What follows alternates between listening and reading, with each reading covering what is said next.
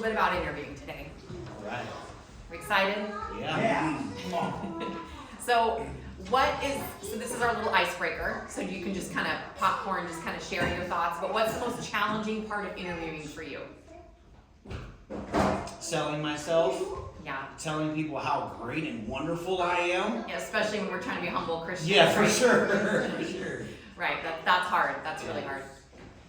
For me, when they start like asking you the questions like, oh, well, tell me what time in this, or what are your strengths? I don't know why I like freeze up about my strength. You know what I mean? No. I think because it's like I don't know what they want to hear. I don't know. And that's common. Yeah. Yeah. Not. That's why hopefully a little practice and some tips today will help us. But yeah, that's good. That was. Prepare for the unknown questions. Yeah. You know Once all it the ones stumps they're you. gonna ask. But it's like, okay, what's next? What's next? They're constantly like trying to prepare for the next question. So maybe having some confidence that even though you don't know what's coming, that you can answer it. Yeah, that's good. Honestly, I mean, Yeah. saying the truth. Yeah. You don't have experience, but you'll learn. You know what I mean? Right, and how to answer those questions, right? Yeah, that's good. Over here. Sister Amber, what about you? What's hard? What's the most challenging part? The questions. Yeah. Yep. That's good. Brother Billy? Come on, I know you got something. Dig it out of you.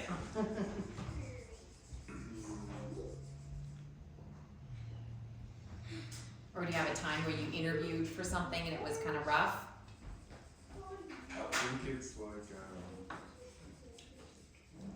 like the verbal communication part, like it's I don't know.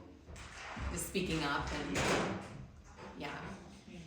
And I mean, I think especially it's hard if you're shyer, right? Like if you have a hard time speaking up and like you're saying about yourself, Yeah. but like if you're more what we'd call introverted, it's hard, right? Mm-hmm. Yeah. I see some head nodding. Yeah, so it's hard, and it's hard to be something that's not natural for you, because then you're in that situation and you're having to be more extroverted, and that feels uncomfortable, right? So we really need to ask God to help us out with that. Because every organization needs introverts and extroverts. So it's okay, and so like, I know I was talking to Sister Amber about how using her introvertedness, we'll say, instead of shyness, we'll use how that can be a strength, like it can sometimes be a weakness, but it can also be a strength. Yeah. And like how in the right job, it can be something that can be a strength for you, right? So not letting it be a hindrance for us in an interview setting, but something that we can use to our advantage, Yeah, absolutely. right? Okay, well thanks for sharing. Yeah. Oh, I think I hear our friends. Our coffee friends. Hello. Starbucks girls again.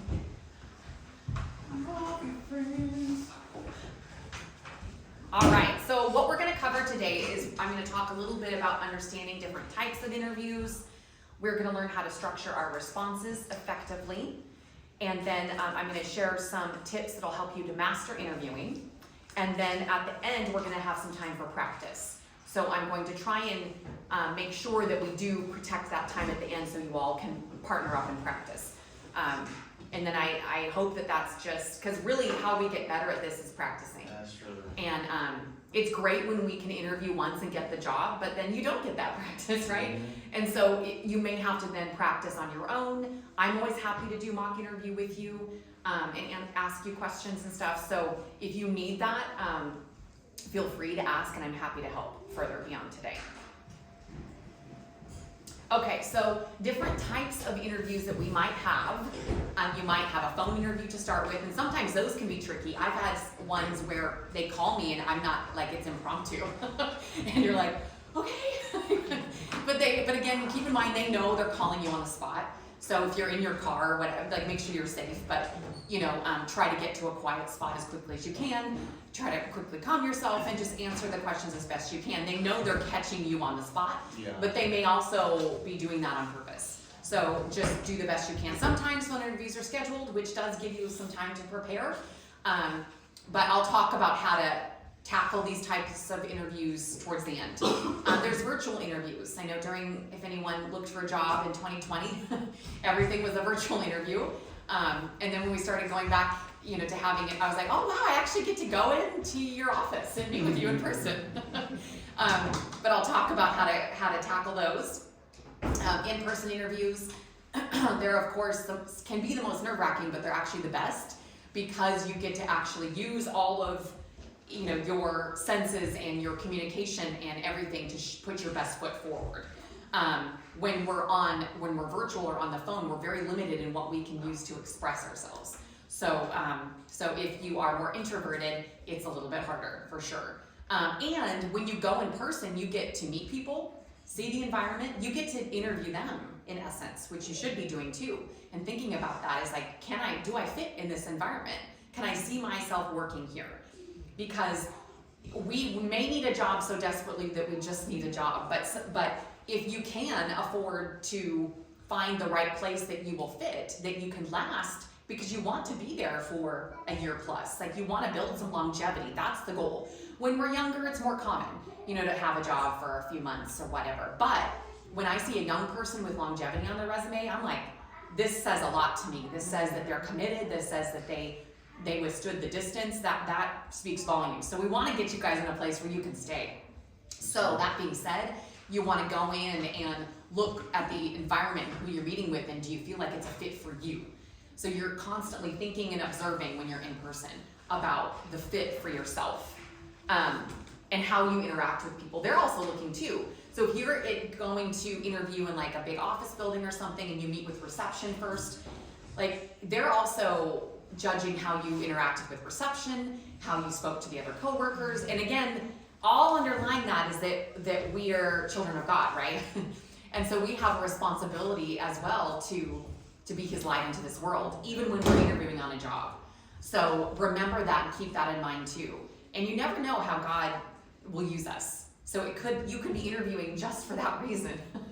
You may not get the job, but who knows? That receptionist that you met, she could show up at church tomorrow, right? Yeah. So you never know. So keep that in mind too. Not that you need too many things on your mind when you're already stressed and nervous. But just remember, if you're putting yourself forward as to be the light of God in this setting, then He will be with you and He will guide you through the process. I know Brother Dixon mentioned when we were getting ready for prayer panel interviews, if anyone's been through those, they're nerve-wracking.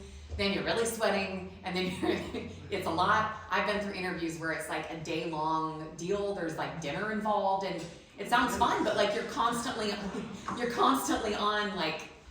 You have to be on, and you have to watch what you say, and everything's an interview, right?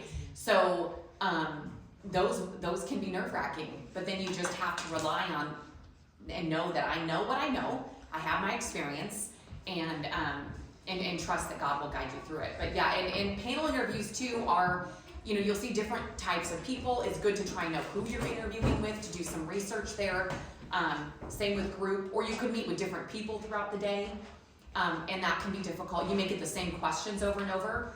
Really try and avoid, and I'm just remembering this now off the top of my head, try to avoid saying, well, I told the last person. Don't say that. Because they'll be like, I know, but I'm asking you. Right? You may have to repeat yourself, and that's okay. You need to repeat yourself. You're the one that's vying for the job. So don't, as I told the last person, or as my resume states, well, they know. Your resume's job was to get you there. And that's all it did. So it's okay if you're reiterating things, but you don't need to tell them that. Because it kind of also, even though you don't need to, it puts forth this attitude too of I already did that, So remember, you're there to tell them your story. Within reason, not going too crazy on that. Could go too far down the rabbit trail. You don't want to go too far that way. All right, so different types of interview formats. So behavioral. I think somebody mentioned this at our last session. I will talk about and we're going to spend some time in our mock interviewing is actually going over behavioral interview questions and how to tackle them. So I'll talk about that in a minute. Situational. So, and I'll tell you what those are. That's more of they'll present a scenario to you, and then I really hate these questions, to be honest with you, because it's sure, I can tell you how I would do it. What good is that? But I'll share with you why they do it. And then technical or task-based. And then there's standard interview questions, which that would be something like, tell me about yourself, or what's your greatest strength or weakness? Those standard ones that you hear. So behavioral, they are to see how you can connect your past experience to demonstrate a scenario that they're telling you. So for example, they could say, tell me about a time that you that you went above and beyond in your job. And so you're like, and so you're sitting there like, let me rack my brain. And I'll talk about how you can prepare for those. And we'll talk about the STAR method next. And using the STAR method, Sister Tamara loves it, obviously. It really helps you to be able to be concise. Because otherwise, if you do, say you think of that example, but then you don't know where to stop. You're just kind of going and going and going, and then it gets awkward, and then you're like, oh no, now what do I do? So the STAR method helps to keep you kind of in track. The STAR method also is helpful when writing about your achievements on your resume. So not only is it good to help you in your interviewing, but it helps you with your resume too. But we'll talk about that next time. Situational interviewing questions again are ones that are like, so a customer comes up to you and they tell you that they start complaining and telling you that they've had bad service and and what do you do? And so they're presenting you a situation, and then you have to tell them what you would do. So for me, some of it seems fake, but they want to see, what they're trying to get is how quickly can you think on your feet.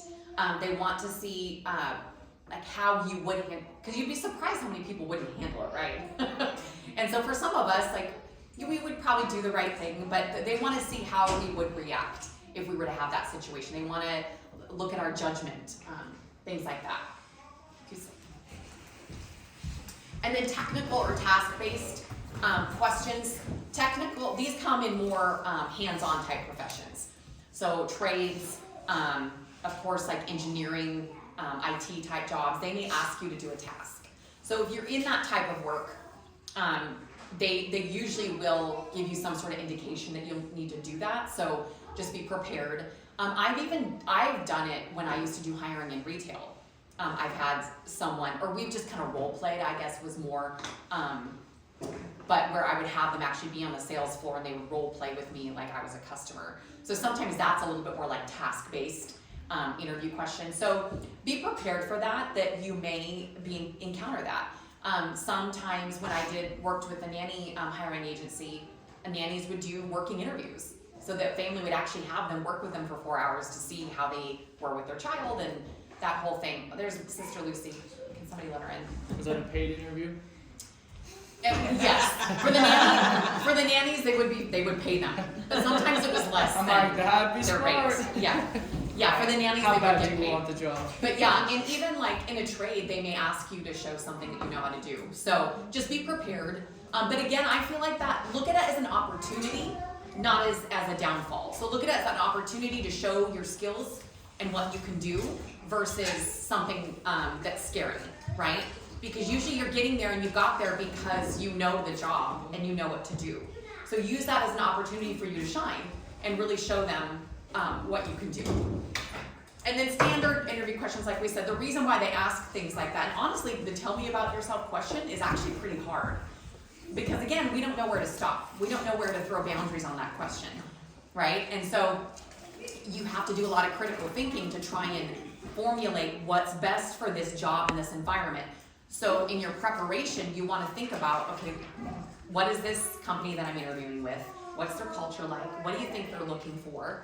And really try to assess that. Certainly pray about it. That's the type of question God will show you things right in the moment that you can share that you might not have thought of. Because sometimes they want to know a little bit about who you are as a person.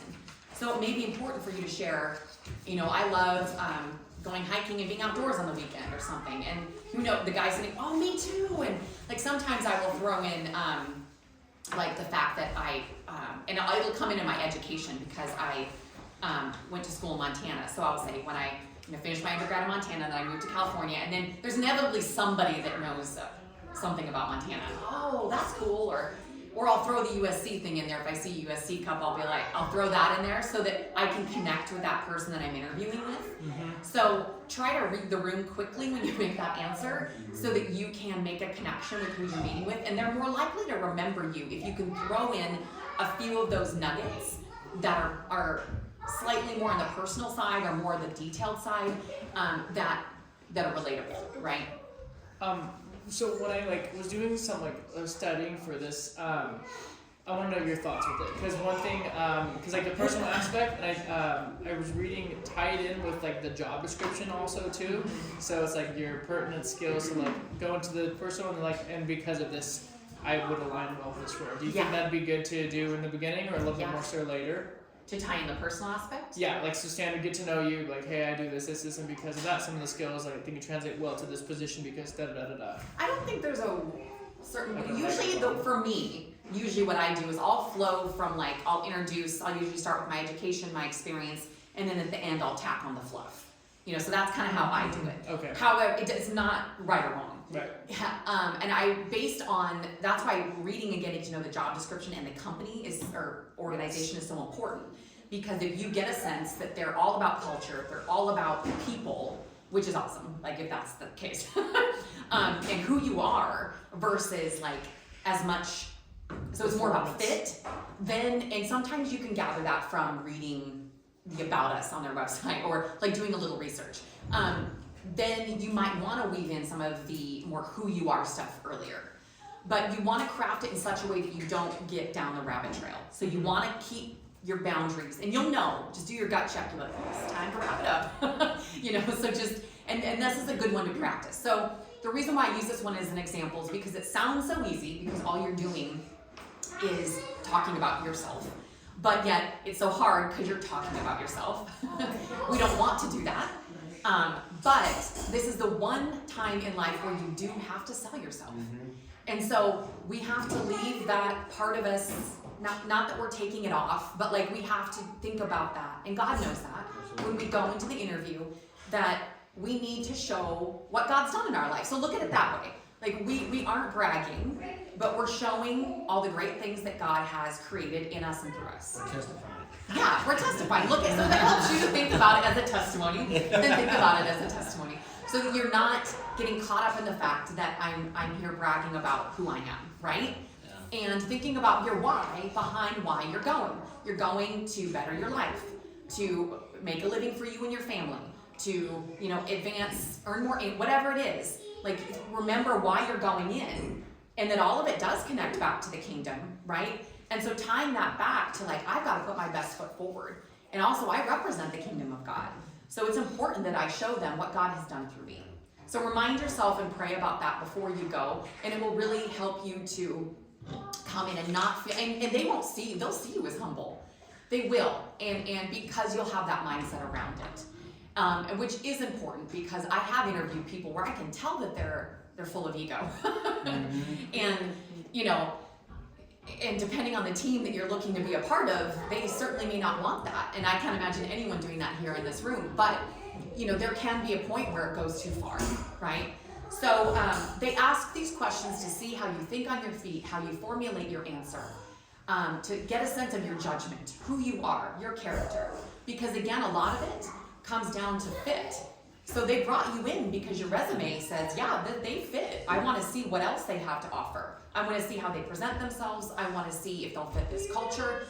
And so I've been, and I'm sure I'm not alone, there's probably others in this room that you've not gotten a job because you weren't the right fit. And what does that mean? Right? But it's true. There's just some places where we're not the right fit, and that's okay. I look at it as that God's protecting me from something. Or he has something else in mind, and so that gives me peace when I don't get a job. So just think of that as you're preparing yourself.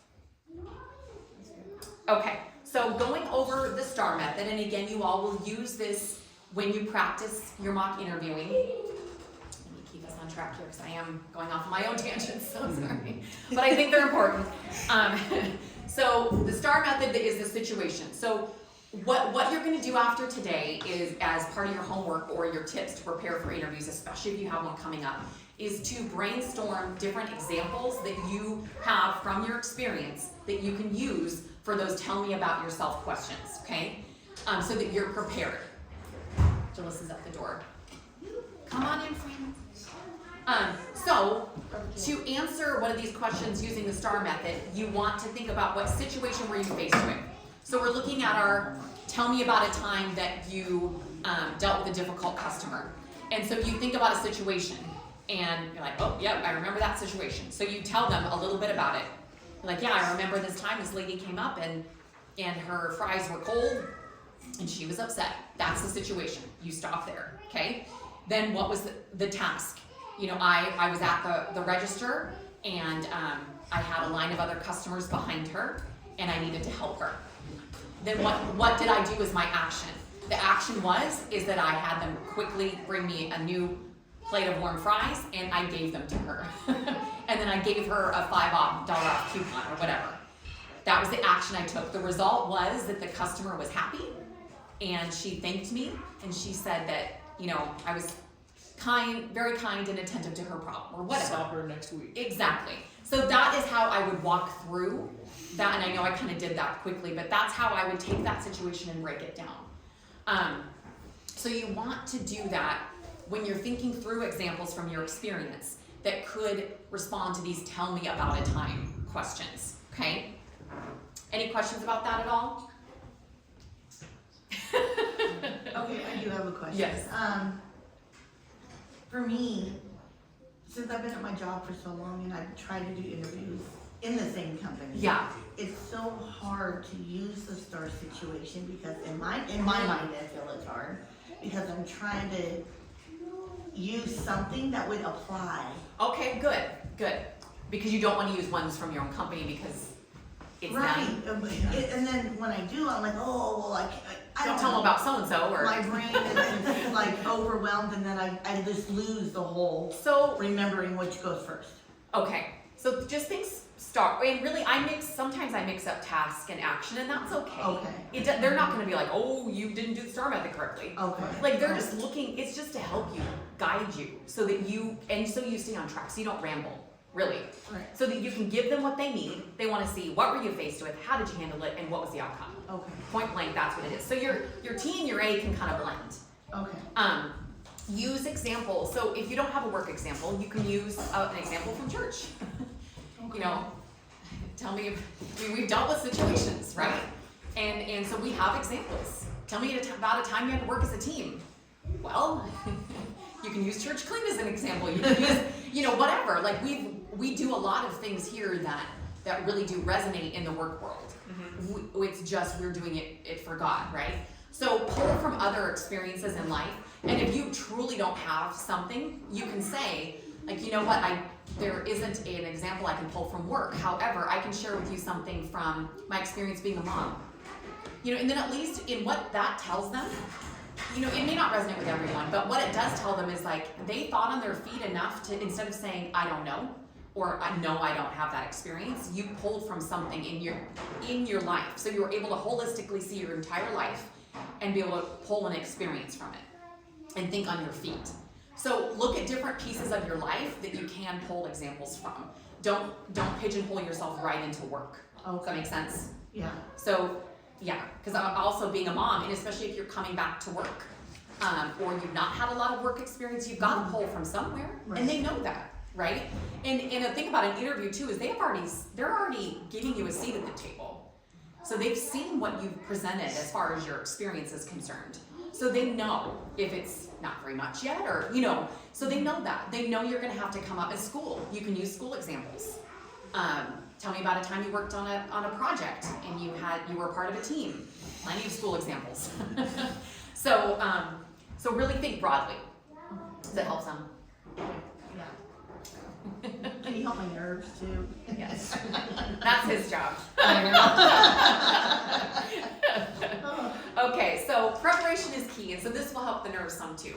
So we talked a little bit, and I'm not going to go into a ton of detail, so if you need more of this, let me know, because I also don't want to get down too far and lose out on the mock practice time for you guys. But it is important to research the companies we mentioned. So if you need help or ideas on how to do that, let me know. I can help you. You need to know where you're interviewing. And you may discover along the way that, I don't know if I really like this place. So, and that's important for you to know, you know, because it will be miserable. I was talking to Jake, I was like, a lot of this is like, I help people try to get in, but man, a lot of the struggle happens once you're there. Like, then it's like, so, I mean, I'm like, I need to start helping more people when they're in the job. Because, you know, there's all the things that come with that. Reread the job description. What I advise people to do, or you can use ChatGPT to do it, but is to highlight the key skills they're asking for. ChatGPT can help you, just a little tip there. But then you will know like the key things that are important to them. And all it's really doing is searching for the words that are mentioned the most. And then it kind of gives it to you. So you're like, okay. And then it kind of narrows it down.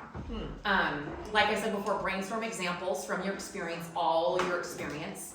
So I encourage you, if you're facing an interview, if one's coming up for you, sit down and really like kind of go through different scenarios you've been through, different things that you've done, achievements you've had. Just really try and have those things be front of mind for you. And then practice those common questions. And I'll give you my tip too, but ChatGPT can help you with interview questions to give you some. So you can say, I'm applying for this job, this position, just plug it in and it gives you some great questions to practice. So. Just real quick, Yeah.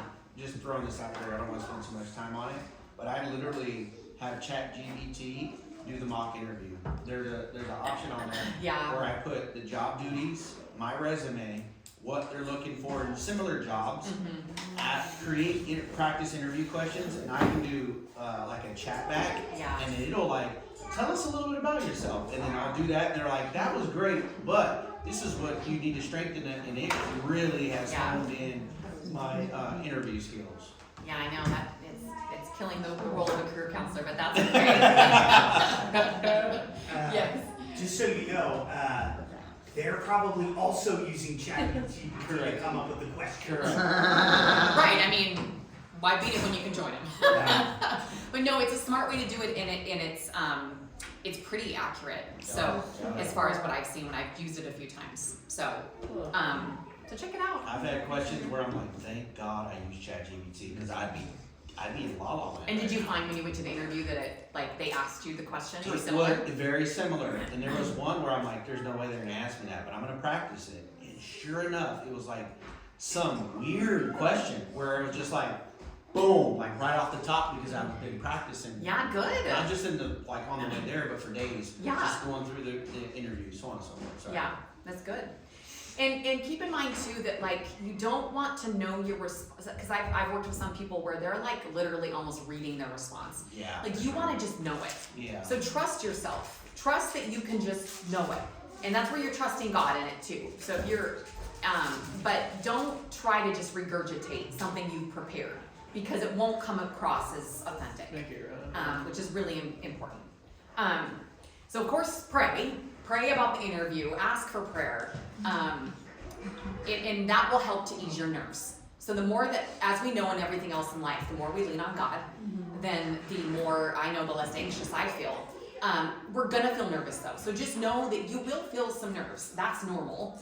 But just ask that God helps you to give you the right words to guide you through. That's probably the biggest thing when it comes to feeling nervous. But your preparation, it's the same that I used to tell students about test preparation. So preparing for an interview is very similar in that the more prepared you are, the less stressed you'll be when you get there because you know you put in the work to prepare, right? And just be confident in that. Like, I know I did the work, I'm gonna come in and what happens, happens, right? But make sure you also prepare all the other things. So know where you're going. If you need to drive to the location first, so you know like how far is it gonna take me, where do I park, how does it go, that's important, especially if it's a big organization and the parking's iffy or whatever.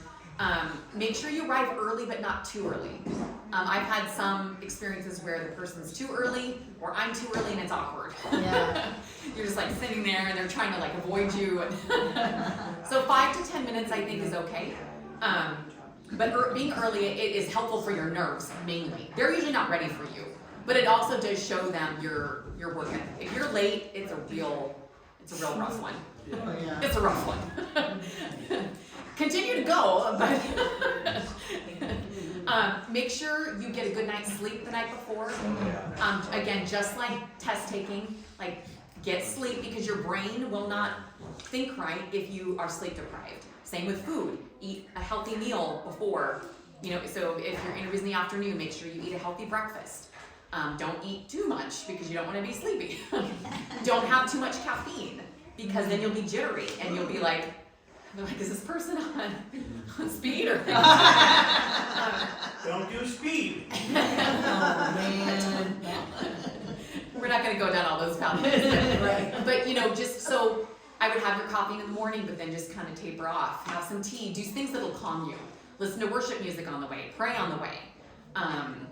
Make sure you get there enough time you can just sit in your car for a minute and just chill for a second, right?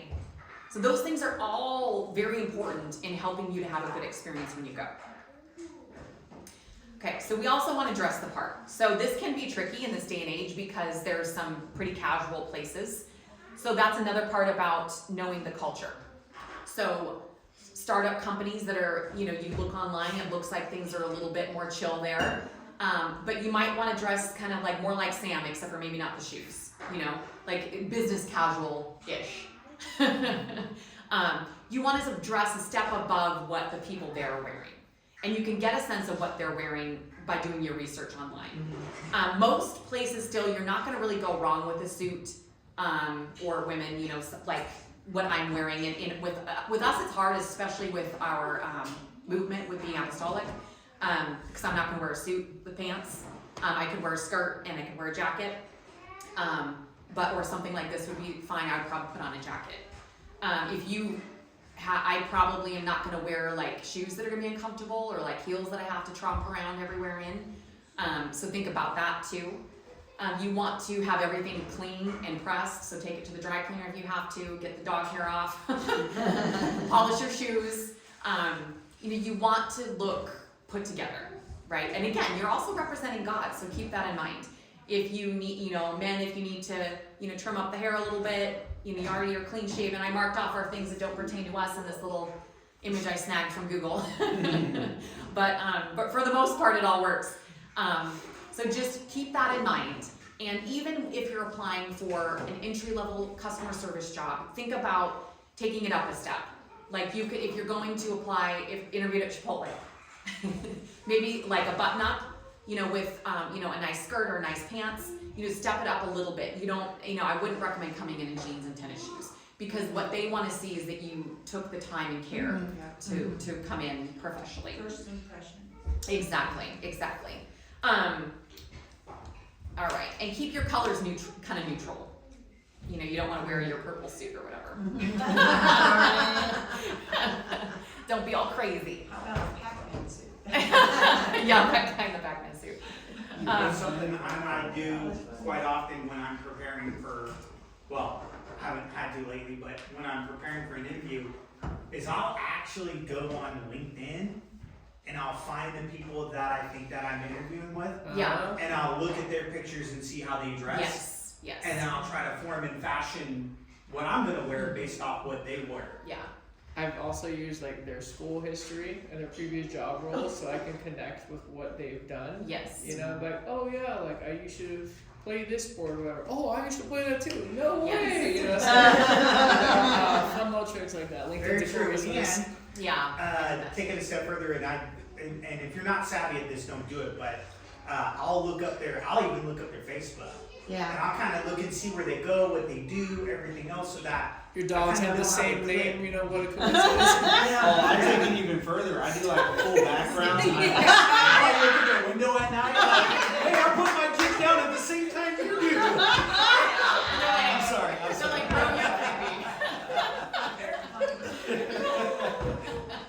real talk, and you'll find ways that you Putting connect my with them. blinds down.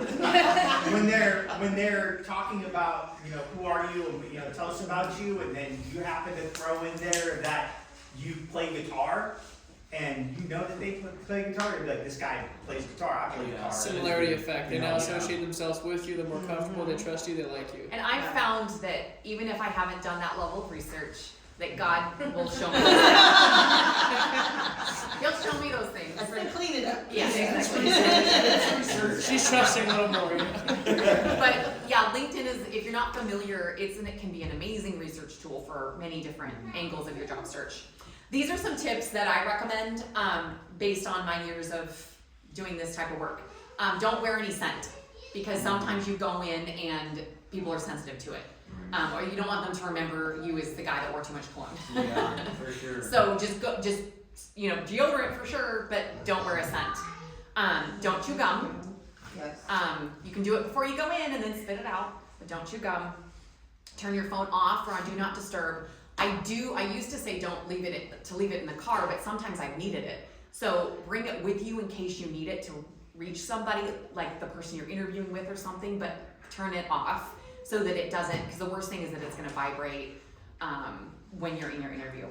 And then only bring the essentials. So what I mean by that is, like, especially for women, like, don't bring a giant old bag and then you're trying to cart it around, or if I wouldn't bring this giant old water bottle in there with me. I'd probably bring, they usually provide water, but bring something just discreet, like a small little water bottle, and you have it.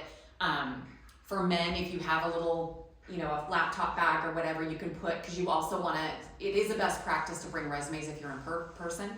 I haven't always done that, but if that's something that you want to do, you feel like would be helpful, you want to have something to put them in. Because you don't want to be like awkwardly carting around stuff, right? So just make it minimal.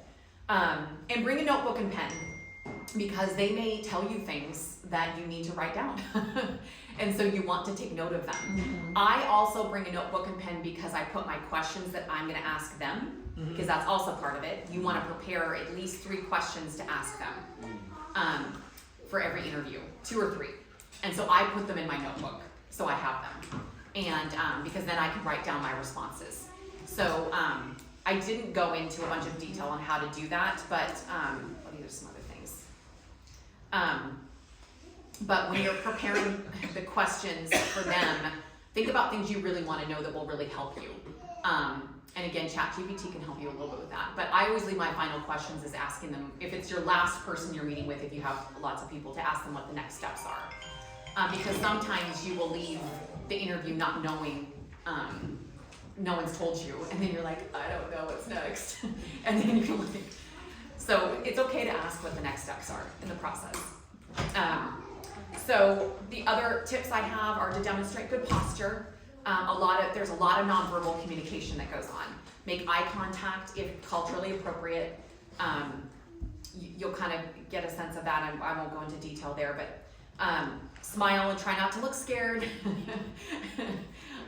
Fake it till you make it. Try not to cross your arms or cross your legs, because that shows a closed body posture. Just sitting upright and try not to fidget is probably the best thing to do.